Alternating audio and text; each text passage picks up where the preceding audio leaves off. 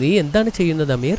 ഈ ഉറുമ്പുകളെ നോക്കൂ ബാബ, എന്ത് രസകരമാണ് ഇവയെ കാണാൻ. എന്തുകൊണ്ടാണ് ഈ ഉറുമ്പുകൾ നിന്നെ ആകർഷിച്ചത്? എനിക്കറിയില്ല. അവരെ നോക്കൂ, ചെറിയ ചെറിയ ജീവികളാണെങ്കിലും അവർ വളരെ അച്ചടക്കമുള്ളവരാണ്. എല്ലായിടത്തും പോകുമ്പോൾ അവർ എല്ലായ്പ്പോഴും ഒരു ലൈൻ ഉണ്ടാക്കുന്നു. അത്രയും കഠിനാധ്വാനികളാണവർ.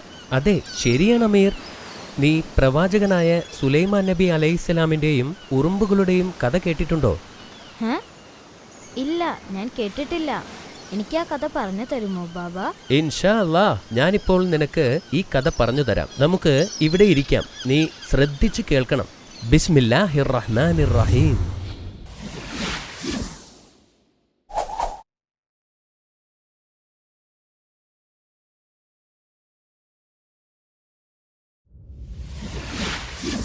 കഴിഞ്ഞ കഥയിൽ സുലൈമാൻ നബി അലൈഹിസ്സലാം കുട്ടിയായിരിക്കുമ്പോൾ തന്നെ വളരെ ബുദ്ധിമാനായിരുന്നു എന്ന് നമ്മൾ കണ്ടു. ദാവൂദ് നബിയുടെ മരണശേഷം സുലൈമാൻ നബി അലൈഹിസ്സലാം രാജാവായി. അദ്ദേഹം ഏറ്റവും നല്ല സാമ്രാജ്യത്തിനുടമയാവാൻ വേണ്ടി അള്ളാഹുവിനോട് പ്രാർത്ഥിച്ചു. അള്ളാഹു അദ്ദേഹത്തിന്റെ ആഗ്രഹം സാധിച്ചു കൊടുത്തു. ബുദ്ധിശക്തി കൂടാതെ മറ്റു കഴിവുകൾ കൂടി നൽകി അള്ളാഹു അദ്ദേഹത്തെ അനുഗ്രഹിച്ചു. അദ്ദേഹം ആഗ്രഹിക്കുന്നതുപോലെ കാറ്റിനെ നിയന്ത്രിക്കാനുള്ള കഴിവ് നൽകി. അദ്ദേഹത്തിന് പക്ഷികളുടെയും മൃഗങ്ങളുടെയും ഭാഷ മനസ്സിലാക്കാനും അവരുമായി സംസാരിക്കാനും കഴിയുമായിരുന്നു. പ്രവാചകൻ തന്റെ രാജ്യം വളരെ സമർത്ഥമായി ഭരിച്ചു. അദ്ദേഹത്തിന്റെ നിർദ്ദേശപ്രകാരം വലിയ ആരാധനാലയങ്ങളും ഗോപുരങ്ങളും നിർമ്മിച്ചു. ഒരിക്കൽ പ്രവാചകനും തന്റെ സൈന്യവും ആസ്കലോണിലേക്ക് പോകുന്നതിനായി താഴ്വരയിലൂടെ സഞ്ചരിക്കുകയായിരുന്നു. അവർ കടന്നുപോകുമ്പോൾ ഒരു ഉറുമ്പ് അവരുടെ അടുത്തെത്തിയ സൈന്യത്തെ കണ്ടു. അപ്പോൾ ആ ഉറുമ്പ് മറ്റു ഉറുമ്പുകളോട് ഉച്ചത്തിൽ വിളിച്ചു പറഞ്ഞു, നിങ്ങൾ വീടുകളിലേക്ക് ഓടിപ്പോവുക, അല്ലെങ്കിൽ സുലൈമാൻ നബിയും സൈന്യവും നമ്മളെ ചവിട്ടി മെതിക്കും. ഇത് കേട്ടപ്പോൾ പ്രവാചകന് വളരെ സന്തോഷമായി. ഞാനൊരു പ്രവാചകനാണെന്ന് ഈ ചെറിയ ഉറുമ്പിന് പോലും അറിയാം, അദ്ദേഹം ആലോചിച്ചു. അപ്പോൾ ഉറുമ്പുകളുടെ ജീവൻ രക്ഷിച്ചതിന് അദ്ദേഹം അള്ളാഹുവിനോട് നന്ദി പറഞ്ഞു. അദ്ദേഹത്തിന്റെ സൈന്യത്തിൽ ജിന്നുകളും പക്ഷികളുമുണ്ടായിരുന്നു. അവർക്കും ഓരോ പദവികളും നിർദ്ദേശങ്ങളും നൽകിയിരുന്നു. അവർക്കിടയിൽ കർശനമായ അച്ചടക്കം പാലിച്ചിരുന്നു. ഒരിക്കൽ ഒരു പക്ഷി അദ്ദേഹത്തിന്റെ സമ്മതമില്ലാതെ അവധിയെടുത്തതിനാൽ അദ്ദേഹത്തിന് വിഷമമായി. എന്നിരുന്നാലും പക്ഷി താമസിയാതെ അതിന്റെ കാരണം വിശദീകരിച്ചു. പ്രവാചകൻ ഇതുവരെ കാണാത്ത സ്ഥലങ്ങളിൽ പോലും ആ ചെറിയ പക്ഷിയാണ് അന്വേഷണം നടത്തിയിരുന്നത്. നമുക്കറിയാത്ത ചില കാര്യങ്ങൾ ഞാൻ കണ്ടെത്തിയിട്ടുണ്ട്. ഞാൻ സബായിൽ നിന്നും പ്രധാനപ്പെട്ട വാർത്തയുമായാണ് വരുന്നത്, പക്ഷി പറഞ്ഞു. പക്ഷിയുടെ വാക്കുകൾ പ്രവാചകന്റെ ദേഷ്യം കുറയ്ക്കുകയും അത് അദ്ദേഹത്തെ കൗതുകപ്പെടുത്തുകയും ചെയ്തു. പക്ഷി തുടർന്നു, സബ ഭരിക്കുന്നത് ബൽഖീസ് എന്ന് വിളിക്കപ്പെടുന്ന ഒരു രാജ്ഞിയാണ്. അവർക്ക് ധാരാളം സമ്പത്തുണ്ട്, മഹത്തായ ഒരു സിംഹാസനവുമുണ്ട്. പക്ഷേ അവർ അള്ളാഹുവിന് പകരം സൂര്യനെ ആരാധിക്കുന്നു. ആ പക്ഷി പറഞ്ഞത് സത്യമാണോ എന്ന് പരീക്ഷിക്കുവാൻ പ്രവാചകൻ ആഗ്രഹിച്ചു. അതിനാൽ അദ്ദേഹം രാജ്ഞിക്കൊരു കത്തെഴുതി. കത്തും കൊണ്ട് ആ പക്ഷി ബൽഖീസിന്റെ സാമ്രാജ്യത്തിലേക്ക് പറന്നു.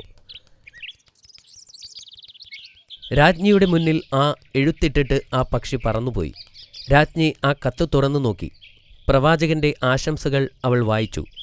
കൂടാതെ അള്ളാഹുവിനെ ആരാധിക്കുവാൻ പ്രവാചകൻ അവരോട് ആവശ്യപ്പെട്ടിരുന്നു. രാജ്ഞി വളരെ അസ്വസ്ഥയായിരുന്നു. അതിനാൽ അവൾ പെട്ടെന്ന് തന്റെ ഉപദേശകരെ വിളിച്ചുകൂട്ടി. തങ്ങളുടെ രാജ്യത്തിന് യുദ്ധത്തിന് വേണ്ടിയുള്ള ശക്തി ഉണ്ടെങ്കിലും പ്രവാചകനുമായി സമാധാനപരമായ ഒരു പരിഹാരമാണ് ഉചിതമെന്ന് അവർ ഉപദേശിച്ചു. അതിനൊരു മാർഗം അവർ കണ്ടെത്തി. വിലപിടിച്ച സമ്മാനങ്ങളുമായി അവരുടെ ദൂതന്മാരെ പ്രവാചകന്റെ കൊട്ടാരത്തിലേക്ക് അയക്കാൻ അവർ തീരുമാനിച്ചു. പ്രവാചകന്റെ സൈന്യത്തെക്കുറിച്ചും രാജ്യത്തെക്കുറിച്ചും മനസ്സിലാക്കാൻ അവർ ദൂതന്മാരെ ഏൽപ്പിച്ചു. ദൂതന്മാർ പ്രവാചകന്റെ കൊട്ടാരത്തിലെത്തിയപ്പോൾ സാബ ഒന്നുമല്ലെന്ന് അവർക്ക് മനസ്സിലായി. അദ്ദേഹത്തിന്റെ സൈന്യത്തിൽ മൃഗങ്ങളും പക്ഷികളും ജിന്നുകളും സേവനം ചെയ്യുന്നതറിഞ്ഞ് അവർ അത്ഭുതപ്പെട്ടു.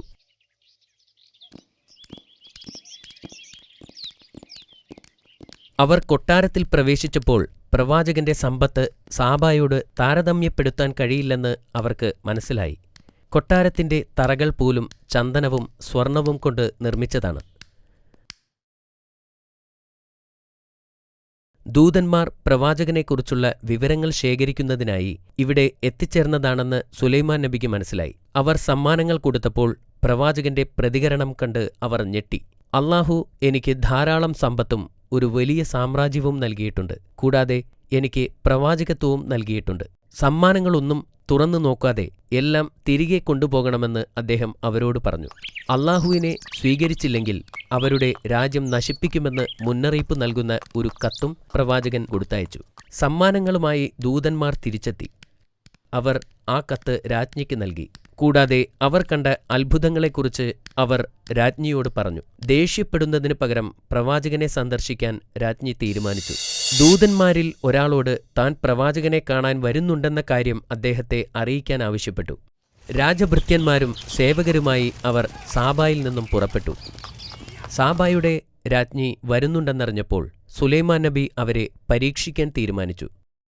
രാജ്ഞി എത്തുന്നതിന് മുമ്പായി അവരുടെ സിംഹാസനം കൊണ്ടുവരാൻ അദ്ദേഹം തന്റെ മുൻപിലുള്ള ജിന്നുകളോട് ആവശ്യപ്പെട്ടു. കണ്ണടച്ച് തുറക്കുന്നതിനു മുമ്പായി അതിലൊരു ജിന്ന് സിംഹാസനം അദ്ദേഹത്തിന്റെ മുൻപിലെത്തിച്ചു. അതിനുശേഷം അദ്ദേഹം സിംഹാസനത്തിൽ മാറ്റങ്ങൾ വരുത്തി. മാറ്റം വരുത്തിയ സാഹചര്യത്തിൽ അത് രാജ്ഞി അംഗീകരിക്കുമോ എന്ന് പരിശോധിക്കാനായിരുന്നു അത്.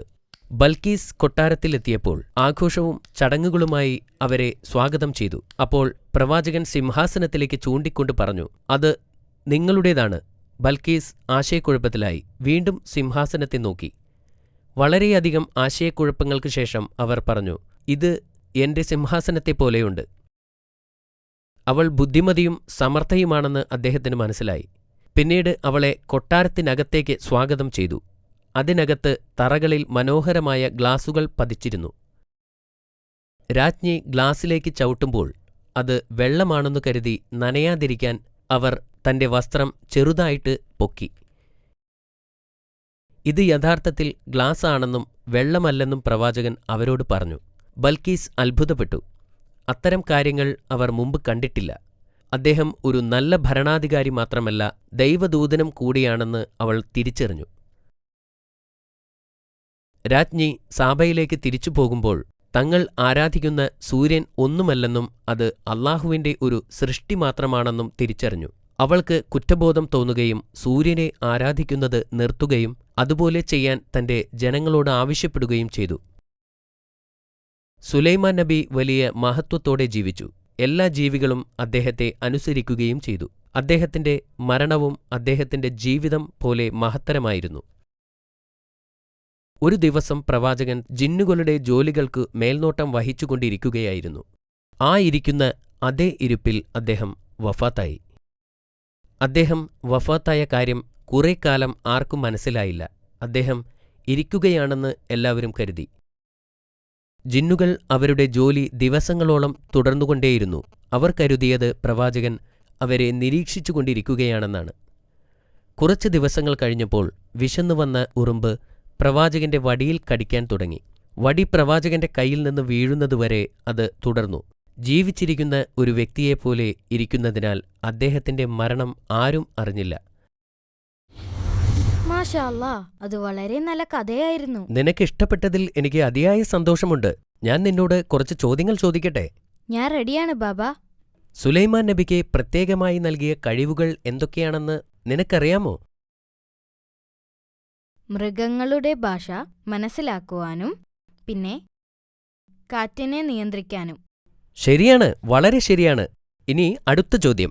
സുലൈമാൻ നബി അലൈഹിസ്സലാം സൈന്യവുമായി സഞ്ചരിച്ചപ്പോൾ നബി അവരെ മനഃപൂർവ്വം കൊല്ലുമെന്ന് ഉറുമ്പുകൾ വിചാരിച്ചോ? ഇല്ല, ഒരു പ്രവാചകനാണ് വരുന്നതെന്ന് ഉറുമ്പിന് അറിയാമായിരുന്നു. അതുകൊണ്ടാണ് പ്രവാചകൻ ഉറുമ്പുകളെ അറിയാതെ ചവിട്ടുമെന്ന് വിചാരിച്ചത്. നിന്റെ ഉത്തരം ശരിയാണ്. എന്തുകൊണ്ടാണ് ആ പക്ഷിയെ കാണാതായതെന്ന് നിനക്കറിയാമോ? ആ പക്ഷി പ്രവാചകന്റെ രഹസ്യാന്വേഷണ വിഭാഗത്തിലായിരുന്നു. അത് സബ എന്ന രാജ്യം കണ്ടെത്താൻ പോയിരിക്കുകയായിരുന്നു. അത് വീണ്ടും ശരിയാണ്. സാബ രാജ്ഞിക്ക് പ്രവാചകൻ അയച്ച സന്ദേശം എന്തായിരുന്നു?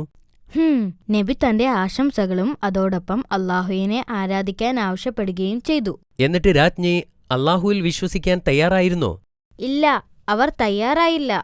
പ്രവാചകന്റെ സൈന്യത്തെപ്പറ്റി അറിയാൻ ദൂതന്മാരോട് സമ്മാനവുമായി പ്രവാചകന്റെ അടുത്തേക്ക് പോകാൻ കൽപ്പിച്ചു. നബി എന്തുകൊണ്ട് സമ്മാനങ്ങൾ സ്വീകരിച്ചില്ല? അള്ളാഹുവിൽ നിന്ന് ഇതിലും വലിയ സമ്മാനങ്ങൾ തനിക്ക് ലഭിച്ചിട്ടുള്ളതിനാൽ അവരുടെ സമ്മാനങ്ങൾ തിരികെ കൊണ്ടുപോകാൻ ആവശ്യപ്പെട്ടു. സമ്മാനങ്ങൾ സ്വീകരിക്കാതിരുന്നപ്പോൾ ബൽക്കീസിന് ദേഷ്യം വന്നോ? ഇല്ല, അപ്പോഴാണ് അവർ പ്രവാചകനെ സന്ദർശിക്കണമെന്ന് തീരുമാനിച്ചത്. നബിയെ കണ്ടുമുട്ടിയപ്പോൾ അവർ എന്താണ് തിരിച്ചറിഞ്ഞത്? പ്രവാചകൻ അറിവുള്ള ഒരു വ്യക്തി മാത്രമല്ലെന്നും അദ്ദേഹം അള്ളാഹുവിന്റെ ദൂതനാണെന്നും അവൾ തിരിച്ചറിഞ്ഞു. മാഷാ അല്ലാ, ഇന്ന് നീ നൽകിയ എല്ലാ ഉത്തരങ്ങളും ശരിയാണ് മോനെ. ഞാൻ നാളെ മറ്റൊരു കഥ പറഞ്ഞു തരാം. Good night.